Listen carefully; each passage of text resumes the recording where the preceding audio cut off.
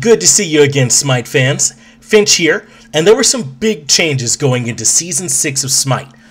And I don't just mean the items and gods. The actual map and way you play the game is different in a lot of cases. And before you start worrying about whether or not your old favorite build still works, check out these changes that you just can't afford to miss. The first one is Crossplay. That means now Xbox One, PC, and Switch players are all going to be playing together in the same pool. This is also on by default.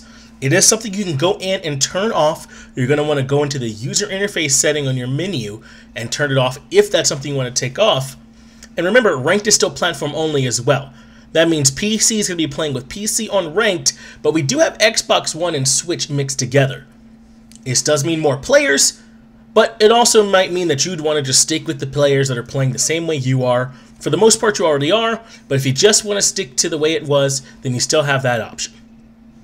The next big change, before you even get into the map, is role queue. You're going to want to make sure that you do this. It should ask you when you select Conquest anyway. You can go in and select up to 2 roles. This works for both Ranked and normal Conquest. The idea is that you can already select which roles you'll be in before the game even starts. The system will go through and try and give everybody their preferred roles. If there's ties, it'll go down to MMR, and if you're unable to get your role because someone else also wanted it and the system gives it to them, you'll be given a stacking priority in subsequent queues, so you'll eventually get into the roles that you want. And either way, you don't have to play that chat minigame to call for your roles. So everybody wins.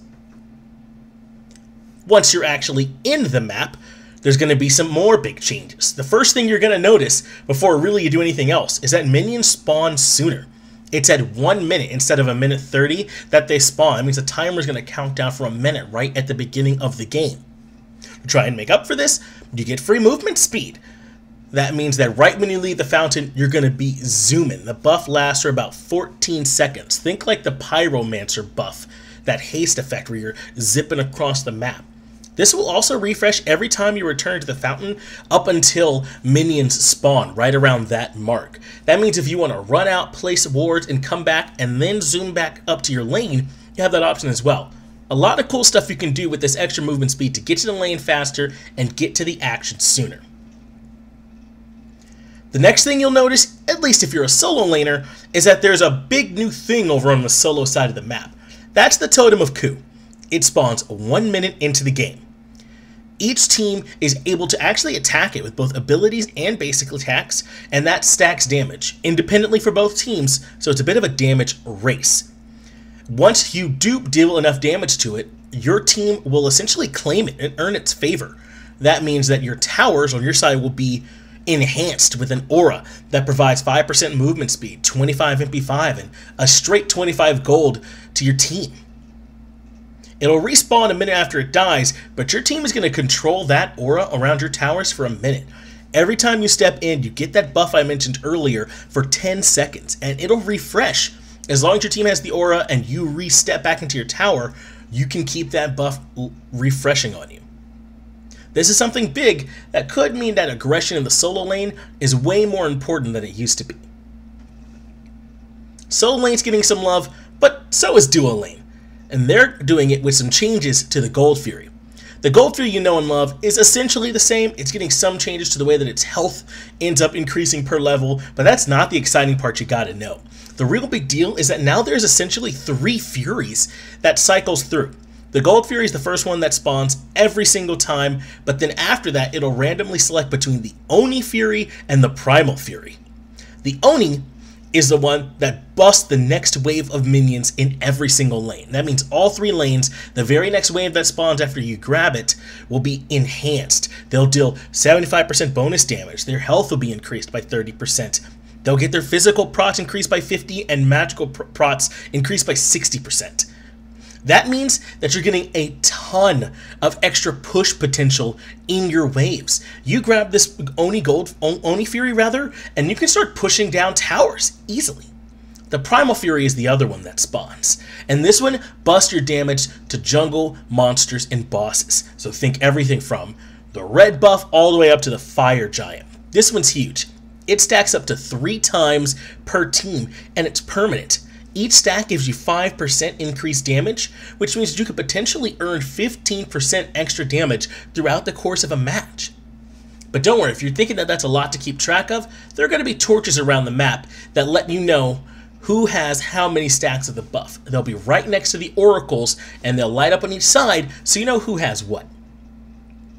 You might think that was it, but we're still not done. There's a lot more you gotta know. First off, the Pyromancer has that same clear conveyance about who actually has it.